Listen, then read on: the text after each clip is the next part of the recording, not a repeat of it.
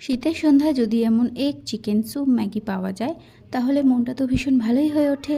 তো চলো আজকে বাড়িতে বানিয়ে নেওয়া যাক এগ চিকেন স্যুপ ম্যাগি। তো প্রথমেই 1 চামচ কড়াইতে সর্ষের তেল গরম করে নিয়ে তার মধ্যে আগে থেকে কিমা করে রাখা মাংসটা দিয়ে দিলাম। তারপর তার মধ্যে দিয়ে দিলাম 1 চামচ নুন আর 2টো রসুন কুচি আর সামান্য পরিমাণ লঙ্কার গুঁড়ো।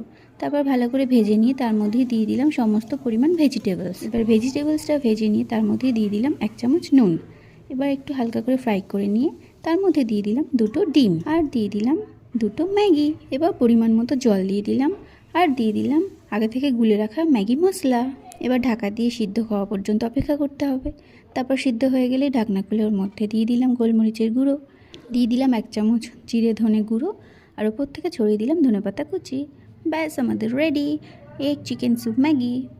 তোমরা অবশ্যই ট্রাই করো আর কেমন হলো আমাকে অবশ্যই জানিও। তো চলো আজকের মতো টাটা, আবার দেখা হবে নেক্সট ভিডিওতে।